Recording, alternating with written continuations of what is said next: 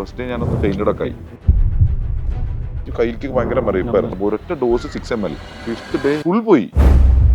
ഞാൻ നിന്നെ ഇങ്ങോട്ട് ഇൻവൈറ്റ് ചെയ്യാൻ വേണ്ടി വന്നപ്പോൾ you were in a hospital, right? ഒരു ആയുർവേദ ഹോസ്പിറ്റലായിരുന്നു. എന്തായിരുന്നു എക്സാക്ട്ലി ഇഷ്യൂ? ഒന്ന് ഹൈറ്റിന്റെ പ്രശ്നം കൊണ്ടും ഇത്രയും കാലത്തെ എന്റെ ലൈഫ് സ്റ്റൈൽ കാരണം ഞാൻ ഭയങ്കരമായിട്ട് കൂനിപ്പോയി. ഭയങ്കര സ്റ്റൂപ്പിംഗ് പോസ്റ്ററായി. എന്റെ വണ്ടി ഓടിച്ച് സ്ഥിരം ഹെൽമെറ്റും അവസാനം ഒരു ഇവന്റ് ഓടിച്ചു ഭയങ്കര വിപ്ലാഷ് ഇഞ്ചറി പോലത്തെ ഒരു 3-4 അടി ഹൈറ്റിലേക്ക് വണ്ടി അങ്ങ് പൊങ്ങി അവിടെ താഴേക്ക് വീണു. അത് കഴിഞ്ഞപ്പോൾ എനിക്ക് ഭയങ്കര പെയിൻ ആയിരുന്നു. ഞാനത് മൈൻഡ് ചെയ്തില്ല. പിന്നെ അതിന്റെ അടുത്ത് എനിക്ക് അടിക്കാൻ പറ്റുന്നില്ല. പോയി നോക്കിയപ്പോൾ ഭയങ്കര സിവിയർ സെർവൈക്കൽ ഇഞ്ചറി പറഞ്ഞാൽ മൈലോപ്പതിയിലേക്ക് എത്തി. ഈ സർജറി ചെയ്യാൻ എനിക്കൊരു ധൈര്യമില്ല. അപ്പോൾ അതായത് കുറച്ച് സിവിയർ ആണ്, ട്രീറ്റ്മെന്റ് എടുക്കണമെന്ന് പറഞ്ഞു. അങ്ങനെ ഞാൻ ഇവിടെ എറണാകുളത്തേക്ക് വന്നു. രാവിലെ ആയുർവേദ ട്രീറ്റ്മെന്റ് പിജു പോലെ എന്തെങ്കിലും ട്രീറ്റ്മെന്റ് ചെയ്യും. അതിന്റെ കൂടെ തന്നെ ഫിസിയോതെറാപ്പി ചെയ്യും. ട്രാക്ഷൻ ഒന്നും ചെയ്യില്ല. എന്നാൽ അവർ സ്ട്രെങ്തനിങ് ആയിട്ടുള്ള സാധനങ്ങൾ, പിന്നെ എന്റെ ചുറ്റുള്ള മസിൽസ് സ്ട്രെങ്തൻ ചെയ്യാനുള്ള എക്സസൈസ്.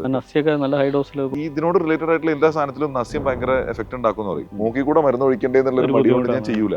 അണുതൈലം ഒഴിച്ച് ശീലം. അണുതൈലം വായിലേക്ക് വരുമ്പോൾ ടേസ്റ്റ് എനിക്ക് തന്നെ ഭയങ്കര മടിയായിരുന്നു. ഒരൊറ്റ ഡോസ് 6 ml ആ സാധനം ഞാൻ അടുപ്പിച്ച് 5 ദിവസം ചെയ്തു. ആദ്യത്തെ 4 ദിവസം എനിക്ക് ഭയങ്കര ഇറിറ്റേഷൻ. ഫസ്റ്റ് ഡേ ഞാനൊന്ന് പെയിന്റഡ് ഒക്കെ ആയി.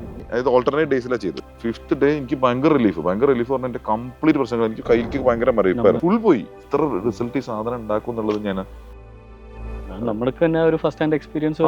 ടിപ്പിക്കൽ നമ്മുടെ സയൻസിൽ പറയുന്ന പോലെ തന്നെ നിദാന പരിവർത്തനമായിരുന്നു വേണ്ടത്. ഞാൻ അതിനെ ചെയ്തില്ല.